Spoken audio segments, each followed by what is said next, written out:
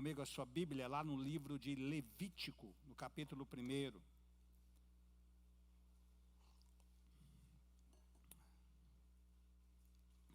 Gênesis, Êxodo, Levítico, dona Tânia, é o terceiro livro.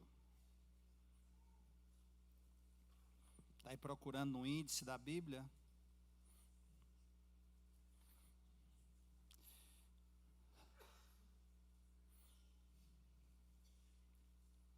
Nós vamos ler todo esse capítulo. Se os irmãos tiverem feito o que eu pedi na escola dominical, lido pelo menos umas 3 vezes durante o dia, vai nos facilitar o entendimento. Esse texto, por mais difícil, por mais às vezes complicado, ele é parte da palavra do Senhor, e toda a palavra do Senhor é para todo o povo de Deus. Então, o que é que Deus quis nos dizer, o que é que Ele quer nos dizer através desse texto? E o texto começa, Levítico capítulo 1, os 17 versículos.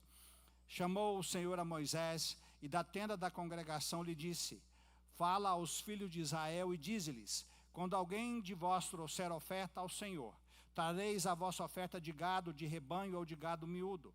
Se a sua oferta for holocausto de gado, trará macho sem defeito, a porta da tenda da congregação o trará, para que o homem seja aceito perante o Senhor. E porá a mão sobre a cabeça do holocausto, para que seja aceito a favor dele para a sua expiação. Depois imolará o novilho perante o Senhor, e os filhos de Arão, os sacerdotes, apresentarão o sangue e o aspergirão ao redor sobre o altar que está diante da porta da tenda da congregação. Então ele esfolará o holocausto e o cortará em seus pedaços. E os filhos de Arão, o sacerdote, porão fogo sobre o altar e o porão em ordem e o porão em ordem lenha sobre o fogo. E também os filhos de Arão, os sacerdotes, colocarão em ordem os pedaços, a saber, a cabeça e o redenho sobre a lenha que está no fogo sobre o altar. Porém as entranhas e as pernas, o sacerdote as lavará com água e queimará tudo isso sobre o altar. É o holocausto, oferta queimada, de aroma agradável ao Senhor. Se a sua oferta for de gado miúdo, de carneiros ou de cabritos, para o holocausto trará macho sem defeito, e imolará ao lado do altar, para o lado norte, perante o Senhor. E os filhos de Arão, os sacerdotes, aspergirão o seu sangue em redor sobre o altar. Depois ele o cortará em seus pedaços, como também a sua cabeça e o seu redenho, e o sacerdote os porá em ordem sobre a lenha que está no fogo sobre o altar. Porém as entranhas e as pernas serão lavadas com água, e o sacerdote oferecerá tudo isso e o queimará sobre o altar. É holocausto, oferta queimada de aroma agradável ao Senhor. Se a sua oferta ao Senhor for holocausto de aves, trará a sua oferta de rolas ou pombinhos. O sacerdote a trará ao altar, e com a unha lhe destroncará a cabeça sem a separar do pescoço, e a queimará sobre o altar. O seu sangue ele o fará correr na parede do altar. Tirará o papo com as suas penas e o lançará junto ao altar para o lado oriental, no lugar da cinza. Rasgá-la-á pelas asas, porém não a partirá. O sacerdote a queimará sobre o altar, em cima da lenha que está no fogo. É holocausto, oferta queimada de aroma agradável ao Senhor. Em 1939, na Inglaterra, um jovem corretor chamado Nicholas Winton, ele estava de férias em Praga, capital da Tchecoslováquia, quando ele tomou conhecimento de uma coisa terrível. Hitler havia ocupado parte da Tchecoslováquia, e as famílias judias sabiam o que isso significava. E eles estavam muito preocupados com seus filhos. Eles sabiam que para eles não tinha muitas alternativas. Mas o que fazer com seus filhos para que pelo menos os seus filhos pudessem sobreviver? Winton cancelou as suas férias. Nos meses seguintes, ele trabalhou muito para encontrar famílias na Inglaterra dispostas a receber aquelas crianças. Ele negociou com autoridades, ele pagou valores do seu próprio bolso, e ele conseguiu levar 8 trens que partiram de Praga, levando essas crianças até Londres. 669 crianças foram salvas. E esse homem nunca contou isso a ninguém.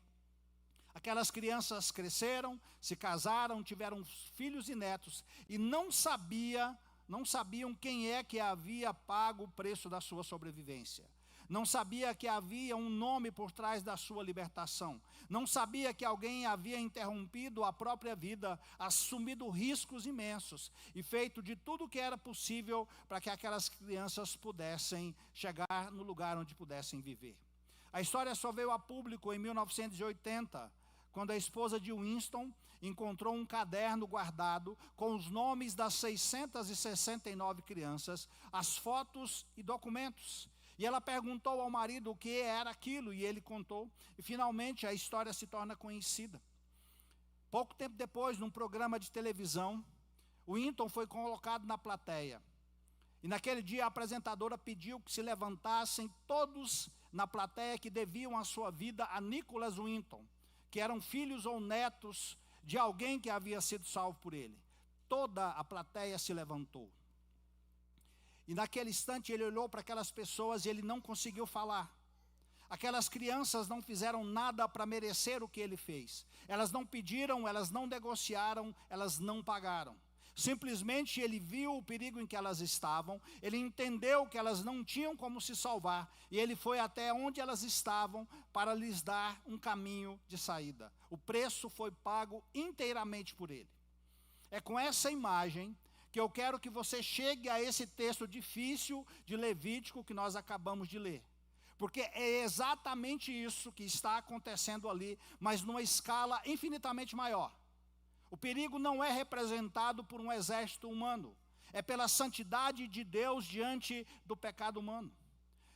E os que precisavam ser resgatados não eram 669 crianças, era um povo inteiro, e dentro desse povo também cada um de nós. E assim como Winton foi até Praga, porque as crianças não tinham como chegar até ele, Deus desceu, habitou no meio do seu povo e abriu o caminho que só ele podia abrir. Esse livro de Levítico, ele se inicia exatamente onde termina o livro de Êxodo. Se você estiver vindo aos nossos estudos bíblicos de quarta-feira, nós já estamos traçando esse caminho. Na quarta-feira nós vamos para o livro de Deuteronômio. Então, terminou o livro de Levítico, a glória de Deus desce sobre o tabernáculo com tanta intensidade que nem Moisés consegue entrar. Deus está ali presente de verdade. Só que essa presença é perigosa para qualquer um que se aproxime de uma forma incorreta, porque Deus é santo. E é exatamente nesse momento que ele chama Moisés e ele começa a ensinar como é que um povo pecador pode se aproximar de um Deus que é santo. Não é Israel que busca, é Deus que vai e abre o caminho para que o povo possa chegar até ele. E cada detalhe desse caminho, os sacrifícios, o altar, o sangue, o fogo que consome a oferta, tudo é uma linguagem figurada, uma linguagem que durante séculos foi ensinada, repetida e gravada na memória daquele povo, para que quando a realidade chegasse, eles reconhecessem essa realidade. E essa realidade, como vocês verão, ela se completa em Jesus Cristo. Antes de entrar propriamente no texto, vamos tentar nos localizar para saber onde é que nós estamos. Levítico é um dos livros que foi escrito por Moisés, por instrução direta de Deus, no período de um mês, quando o povo de Israel estava acampado aos pés do Monte Sinai. Tudo passa em um mês. Entre o final de Êxodo e o início do livro de Números, o povo não se moveu, mas Deus falou. E o que Deus falou não era apenas para os sacerdotes, era para todo o povo de Israel. Um povo recém-saído da escravidão, sem tradição de culto organizado, sem templo, sem sacerdócio. Um povo que precisava aprender do zero como seria possível viver na presença do Deus Santo que os havia libertado. O nome hebraico do livro não ajuda muito, porque parece que ele foi escrito para os levitas. O nome da nossa tradução, porque o nome hebraico é Vaikira, que quer dizer, e ele chamou. E essa é justamente a primeira palavra do texto. Antes de qualquer instrução, Deus chama. A iniciativa é sempre de Deus. Esse livro, ele está dividido em dois grandes blocos. O capítulo 1 até o capítulo 16 mostram como é que um povo pecador pode se aproximar de um Deus santo. E os capítulos 17 a 27 mostram como que esse povo vive na presença desse Deus que é santo no seu cotidiano. E exatamente no centro do livro, no capítulo 16, está o dia da expiação. o ritual mais solene de Israel. É o texto mais citado na carta aos Hebreus no Novo Testamento para explicar para nós a obra de Cristo. E o nosso texto, ele inicia-se justamente com o primeiro bloco, Levítico, capítulo 1, aí até o versículo 17. Aqui está estabelecido o primeiro dos 5 tipos de sacrifício que são descritos nesse livro. E não é por acaso que ele é o primeiro, mas ele também é o mais radical. E quando nós entendermos o que aqui está escrito, nós vamos entender a obra de Cristo em nossa salvação, que se completou muito tempo depois. Então, baseado nesse texto, hoje eu quero falar sobre o Deus que quer morar conosco. E eu quero fazer 3 afirmações, sendo que a primeira delas é que Deus é santo, nós somos pecadores, e a distância que existe entre nós é infinita. Aí logo no versículo 1, chamou o Senhor a Moisés da tenda da congregação e lhe disse. Como eu disse, o nome numa tradução literal do hebraico é "e ele chamou".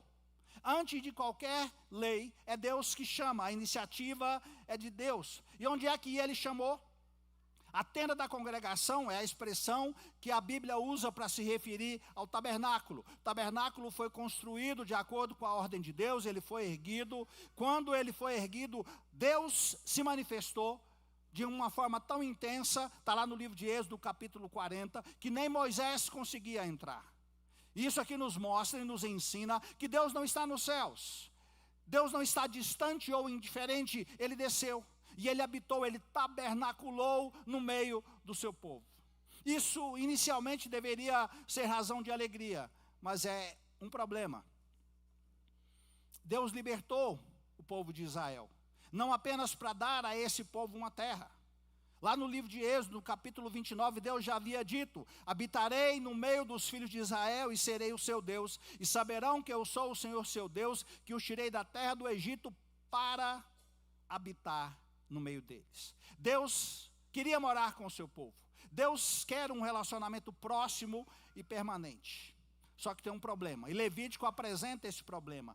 Como que um Deus infinitamente santo pode habitar no meio de um povo pecador, sem que esse povo pecador seja consumido pela santidade de Deus? Santo, meus queridos, é a palavra que está no livro de Levítico de ponta a ponta. Ela é citada mais de 90 vezes. A frase que resume esse livro inteiro está no capítulo 11, versículo 44. Sede santos, porque eu, o Senhor vosso Deus, sou santo. Tudo no livro de Levítico parte desse ponto. Não parte de uma lista de regras, não é de um conjunto de rituais, mas de um atributo de Deus. Deus é santo.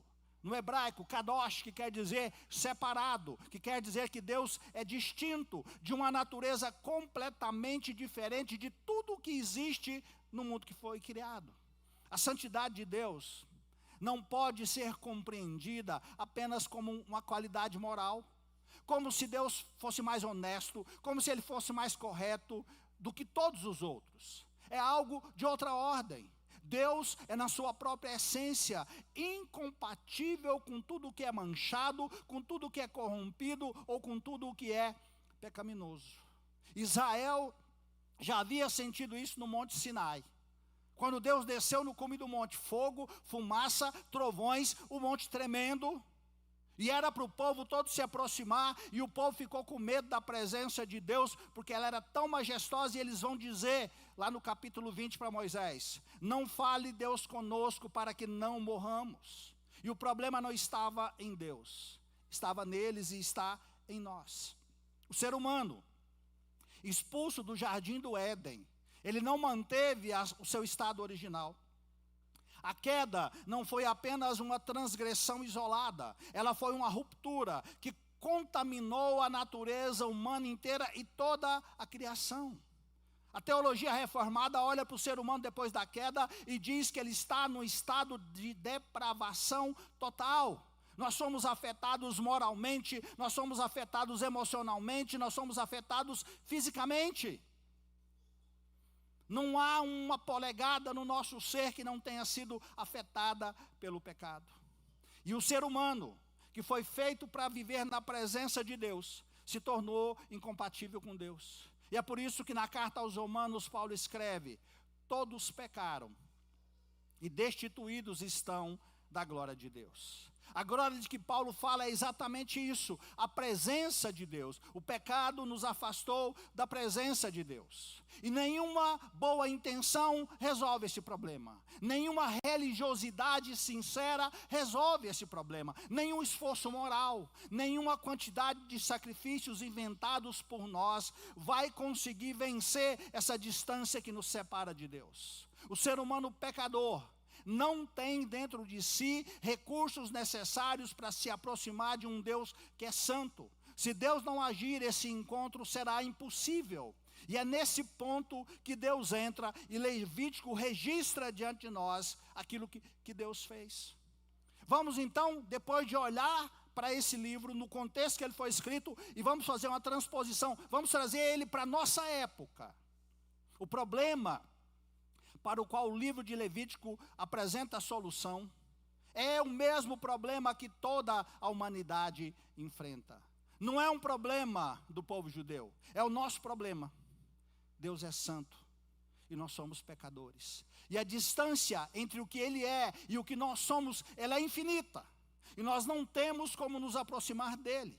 E o que Levítico vai mostrar a partir daqui é que Deus não ficou do outro lado distante, esperando que o ser humano em algum momento descobrisse uma forma de ir até Deus. E olha que a humanidade tem tentado, só que isso nunca iria acontecer. Então Deus mesmo, Ele providencia o caminho. E o sistema que Ele vai descrever nos versículos aí que nós lemos, com animais, com altar, com sangue, isso tudo é uma linguagem de forma figurada, e foi ensinada durante séculos, preparando o seu povo para reconhecer a realidade quando ela chegasse. E a realidade chegou em Jesus Cristo. O mesmo Deus que chamou Moisés da tenda da congregação e começou a ensinar como é que o povo pecador pode se aproximar, é o Deus que na plenitude do tempo enviou seu Filho Jesus Cristo. Não para abolir o que Levítico anunciava, mas para cumprir. O que era tipo, o que era apenas sombra, o que era apenas um rascunho, se torna fato em Cristo. Está lá na primeira carta de Pedro, capítulo 3, versículo 18. Porque também Cristo morreu uma vez para sempre pelos pecados, o justo pelos injustos, para nos apresentar aonde? Diante de Deus. A distância entre nós pecadores e o Deus que é santo, ela é infinita. Mas a resposta, a providência foi tomada pelo Deus Todo-Poderoso. E isso nos leva ao meu segundo ponto. Deus abre o caminho e Ele torna possível esse encontro. Olha o versículos 2 e 3. Fala aos filhos de Israel e diz-lhes: quando algum de vós trouxer oferta ao Senhor, trareis a vossa oferta de gado, de rebanho ou de gado miúdo. Se a sua oferta for holocausto de gado, trará macho sem defeito. A porta da tenda da congregação o trará, para que o homem seja aceito perante o Senhor. Já que não era possível ao ser humano se aproximar de Deus, Deus abriu o caminho. A palavra que o texto hebraico usa para oferta, ela vem da mesma raiz que a palavra traduzida por se aproximar, por chegar perto. A oferta, ela não é um presente enviado à distância. A oferta é o instrumento da aproximação.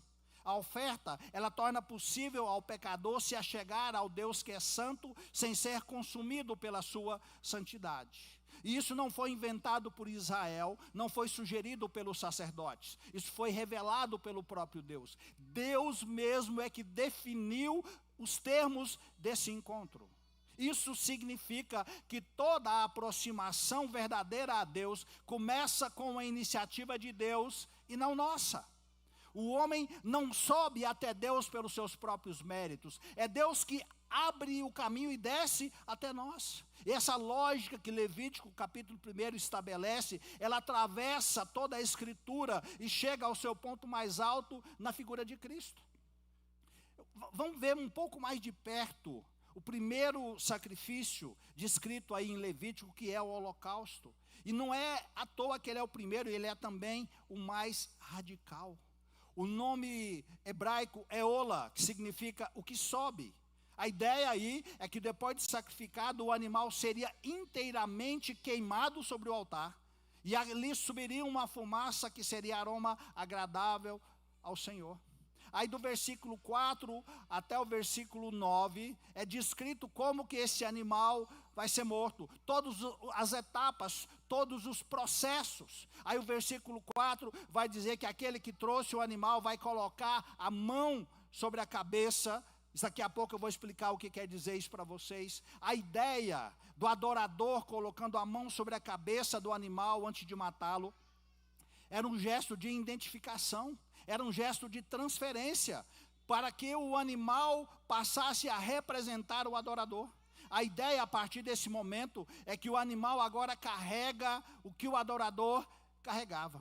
E aí do versículo 6 ao 9 vai ser descrito como que o animal seria morto, como que ele seria cortado, como que ele seria colocado sobre a lenha. E esse animal seria queimado, o fogo consumiria tudo. Era como se o adorador dissesse: é isso que eu mereço. É isso que o meu pecado em mim merece. E eu estou colocando esse animal no meu lugar. Substituição. A lógica do sistema sacrificial era a substituição. Porque Deus disse que a alma que pecasse, essa haveria de morrer. E não há remissão de pecados sem o derramamento de sangue. Então, para que o adorador não morresse ele mesmo, morria o animal no seu lugar. Essa também é a lógica da cruz. O pecado, ele é terrível diante de um Deus santo, meu irmão. E Deus está mostrando para aquele povo como que o pecado é terrível. Lendo esse versículo, você já ficou imaginando como é que deveria ser aquele altar ali na porta da tenda da congregação? Imagine o seguinte: só homens, eram mais de 2 milhões. Você imagine durante um dia assim, 100 pessoas indo lá fazer sacrifício. Você imagine 100 novilhos sendo abatidos, o sangue escorrendo, carne queimando. Isso tudo está ensinando. Todo mundo estava aprendendo que o pecado é terrível. E havia que se acontecer alguma coisa para que se pudesse aproximar de Deus. E tem outro detalhe, versículo 3, diz que o animal deveria ser macho e sem defeito. Não era qualquer animal, o melhor. Aquele que não tem mancha, aquele que não tem imperfeição, aquele que não tem nada que o desqualifique. Deus, ele não aceitava o que sobrava. Depois que eu me desfiz de tudo, o que está sobrando aqui é o que eu vou levar para Deus. Deus, ele exigia o melhor, porque ele é o melhor. E a aproximação a Deus exige aquilo que há de mais precioso. E tudo isso era queimado. O adorador, ele saía do altar sem nada nas mãos. Os outros sacrifícios, os outros 4, alguns deles, o adorador voltava com alguma coisa para comer em casa, para comer com o sacerdote. Mas aqui ele voltava sem nada, ele não aproveitaria nada, nem a pele do animal. A mensagem, ela é clara: você não negocia com Deus. Você não chega diante de Deus com o que sobrou da semana. A aproximação exige uma entrega sem reserva. Isso aqui confronta uma tendência muito humana de querer se aproximar de Deus nos nossos próprios termos, no nosso próprio jeito, com o que nos convém, como se o culto partisse de nós, como se nós aqui disséssemos: eu vou adorar a Deus, mas é do meu jeito, no tempo que me sobrar, depois que eu tiver cuidado de tudo que eu tenho para fazer. Você está equivocado se você está fazendo assim, meu irmão. Levítico não deixa espaço para isso. É Deus quem define como que a aproximação acontece. E a definição de Deus, a aproximação a Deus, ela não é barata. Você percebeu durante a leitura do texto que havia uma escala: novilhos, bodes, carneiros e passarinhos. É um ponto também que eu preciso destacar. Deus não estabeleceu uma oferta única. Ele criou uma escala. Quem tinha bois, trazia um novilho. Quem não tinha bois, mas tinha rebanho de gado miúdo, trazia um carneiro, trazia uma cabra. E que não tinha nem isso, o mais pobre, trazia 2 rolas ou pombinhos. Mas o padrão era idêntico para todos. Entrega total, animal sem defeito, o mesmo ritual, a mesma imposição de mãos, o mesmo fogo consumidor diante do Senhor. Só que o custo, ele foi calibrado por Deus de acordo com a realidade econômica de cada um. O fazendeiro rico e o trabalhador sem posses, todos chegavam ao mesmo altar, com o mesmo gesto, diante de Deus com animais diferentes, porque as suas realidades sociais eram diferentes, mas o seu pecado diante de Deus era igual e ele tinha que ser tratado. Deus não construiu um culto para ricos, Ele não reservou o acesso à sua presença para quem tinha recursos. O pombinho do mais pobre era tão aceito quanto o novilho do rico, porque o que Deus avaliava não era o tamanho do animal, mas a integridade da entrega. Ninguém ficava excluído, mas ninguém entrava na presença de Deus de graça, porque nós somos todos pecadores. Vamos agora pegar esse texto e trazer para a nossa realidade. Séculos de holocaustos, séculos de animais sem defeitos consumidos pelo fogo, séculos de adoradores saindo de mãos vazias. Tudo isso aconteceu, tinha sangue, tinha fumaça, tinha custo, mas era uma linguagem que Deus estava construindo, repetindo, gravando na memória do seu povo, uma linguagem que apontava para alguma coisa além dela mesma. O autor aos Hebreus diz que o sistema levítico era a sombra dos bens futuros e não a imagem exata das coisas. Hebreus capítulo 10, versículo 1. Sombra necessária, reveladora, mas sombra. A realidade ainda estava por vir. João Batista, quando ele vê Jesus se aproximando do Jordão, ele diz o quê? Eis aí o Cordeiro de Deus que tira o pecado do mundo. O judeu que ouviu, ele entendeu. A linguagem era a de Levítico, cordeiro sem defeito, igual a substituição.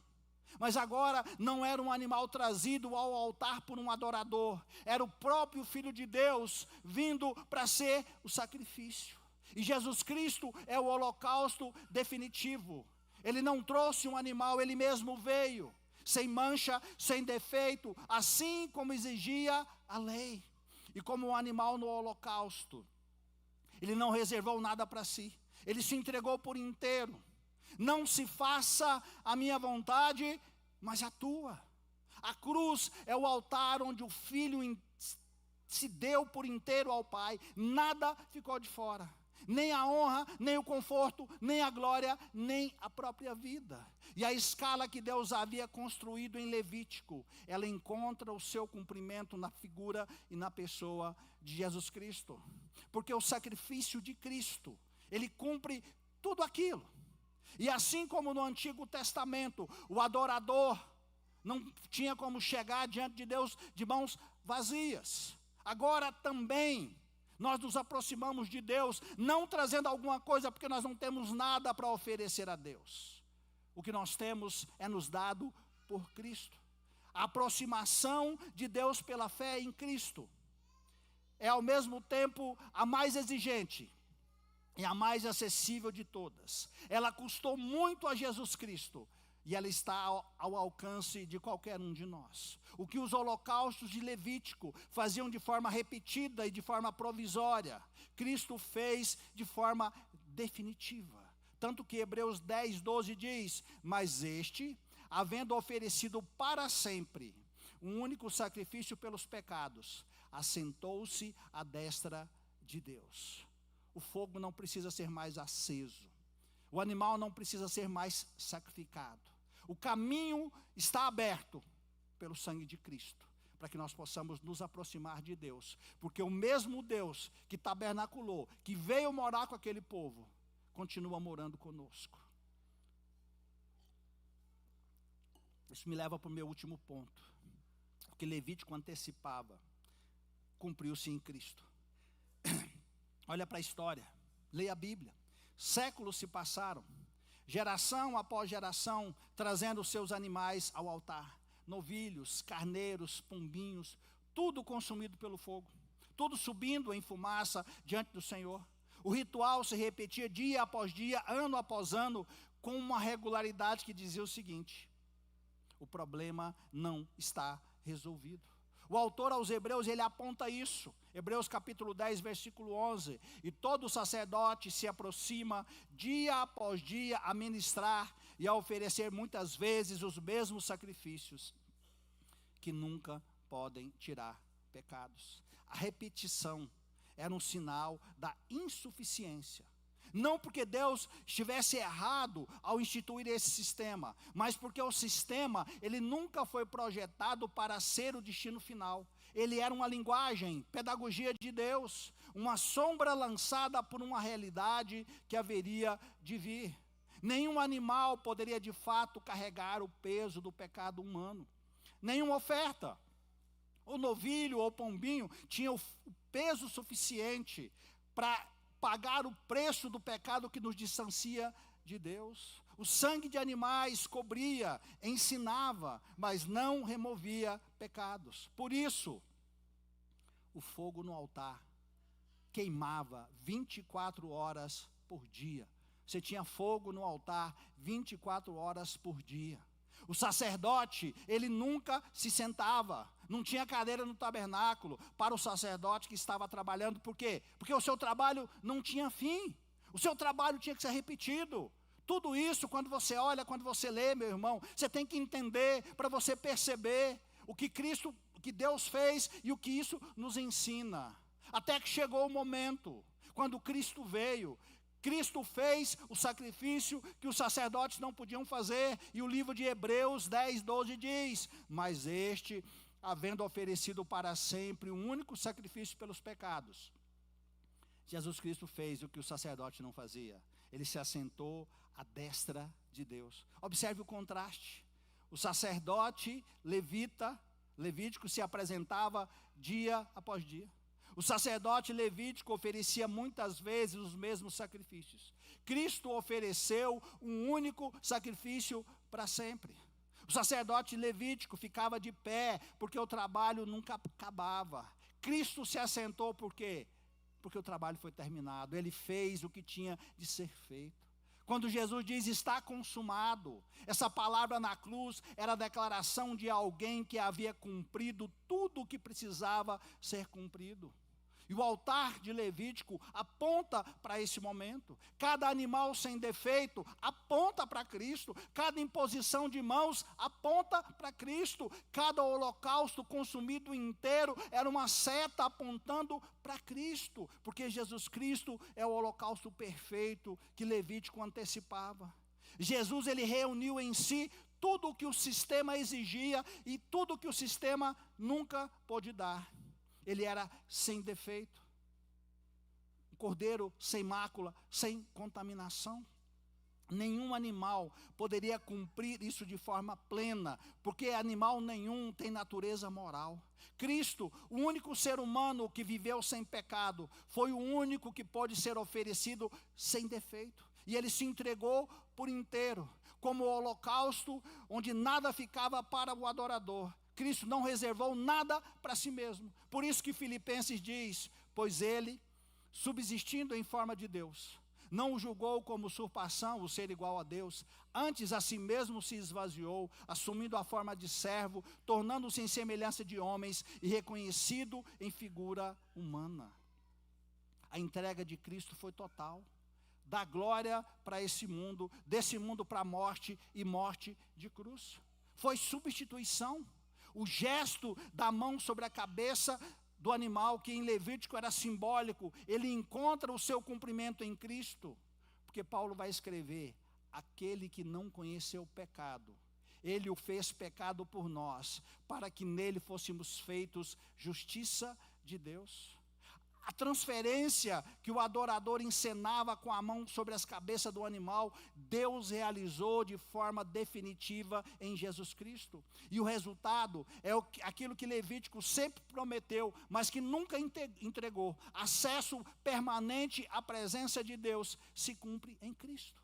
Por isso que Hebreus coloca diante de nós essa afirmação: tendo, pois, irmãos, plena confiança para entrar no Santo dos Santos pelo sangue de Jesus, pelo novo e vivo caminho que ele nos consagrou pelo véu, isto é, pela sua carne.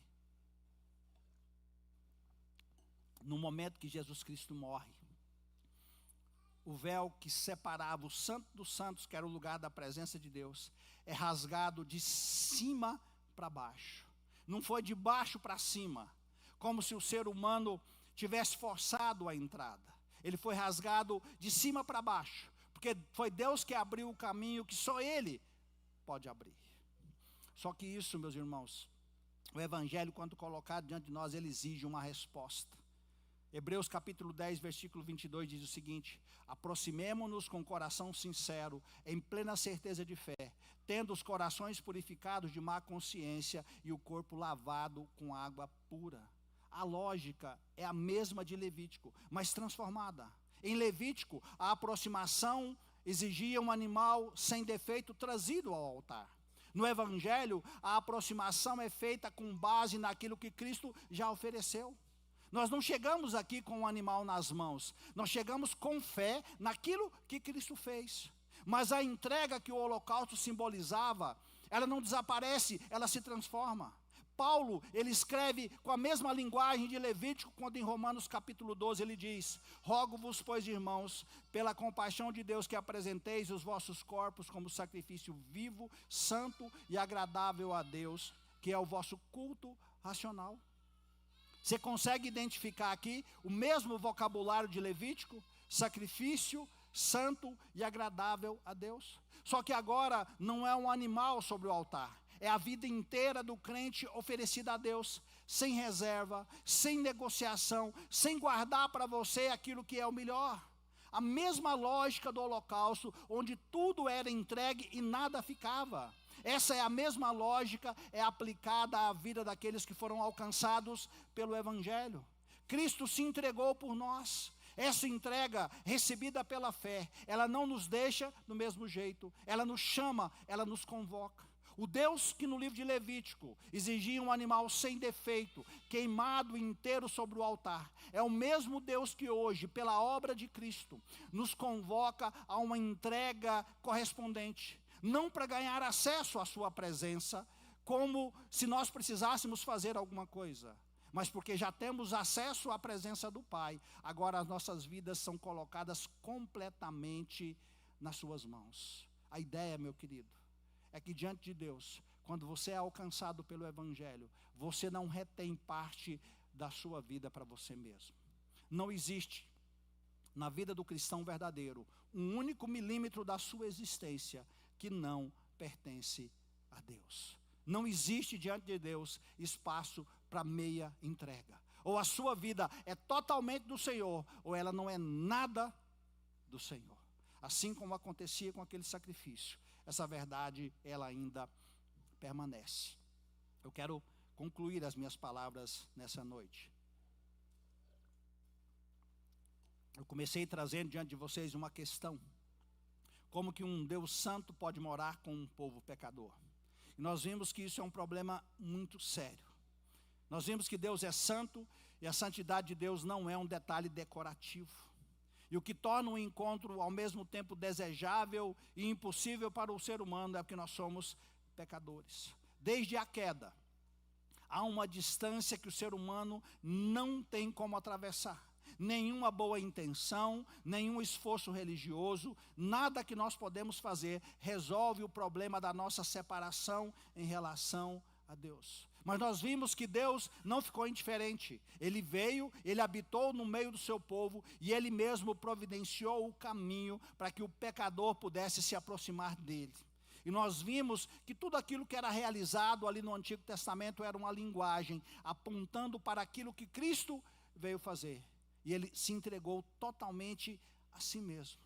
E nós somos hoje desafiados a abraçar completamente o sacrifício que Cristo fez, para que esse sacrifício seja o bastante não apenas para nos aproximar de Deus, mas para nos levar para a eternidade junto com esse Deus.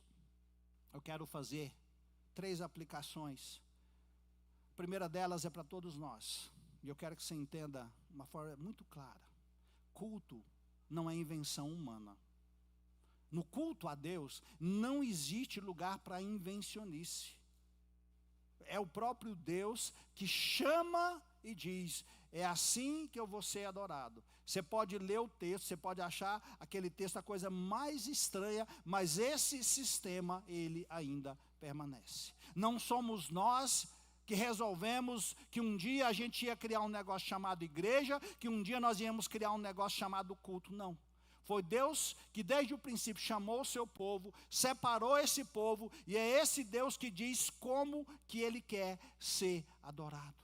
Culto a Deus não é lugar para inventarmos, não é lugar para colocarmos em prática a nossa criatividade. É lugar de fazer aquilo que Deus já colocou diante de nós. Segunda coisa, eu quero falar para aqueles que já abraçaram o que Cristo fez na cruz. Você percebeu que durante a minha explicação, no holocausto, nada sobrava para o adorador. Tudo era queimado, tudo subia até Deus. E o que acontece é que se de fato nós somos alcançados pela graça de Deus, nós não guardamos parte nenhuma da nossa vida. Nós não tentamos negociar com Deus sobre o que a gente vai deixar ao cuidado dele e o que vai ficar nas nossas mãos. Nós nos entregamos completa e totalmente ao Senhor. E eu preciso que você entenda isso. Quando fomos alcançados pela graça de Deus, quando fomos alcançados pelo amor de Deus que nos tirou dos nossos pecados, Cristo olhou para você e olhou para mim e falou o seguinte: agora você é meu. E como você pertence a mim, você vai viver de acordo com a minha palavra. Tudo o que você precisa para a sua vida está colocado aqui. E é assim que Deus espera que nós estejamos vivendo. Não tem como ser meio cristão. Aquela ideia, um pé na igreja e um pé no mundo, isso não é aceito. Isso não tem valor diante de Deus. Ou você é completamente, inteiramente servo do Senhor e busca viver essa realidade na sua vida, ou você não conheceu de fato ainda ao Senhor. E a segunda coisa que eu quero falar nessa noite é para aqueles que ainda não abraçaram o sacrifício de Cristo. Eu quero dizer para você que você tem um problema muito sério diante de Deus. Você é pecador. Todos nós somos pecadores. A diferença é que alguns aqui já abraçaram o sacrifício de Cristo, enquanto outros ainda estão distantes de Deus. E Deus quer que você reconheça que você não tem nada de bom para oferecer a Deus. Deus quer que você se aproxime através de Cristo, porque Cristo é o único caminho que existe. O Deus que libertou o povo de Israel para morar com o seu povo é o mesmo Deus que enviou o seu Filho para abrir o caminho de volta. E Ele quer morar conosco. Ele quer habitar conosco. O livro de Apocalipse, capítulo 21, versículo 3 diz: eis o tabernáculo de Deus com os homens. Ele habitará com eles. Mas desde agora, você pode ter Deus habitando no seu coração através do Espírito Santo. O caminho está aberto. Ele foi aberto por Deus, porque somente Deus pode abrir. E eu quero dizer para você, se você ainda não entrou por esse caminho, entre por ele. E você vai encontrar a vida eterna diante de Deus. Que Deus abençoe o seu coração e a sua vida. Amém?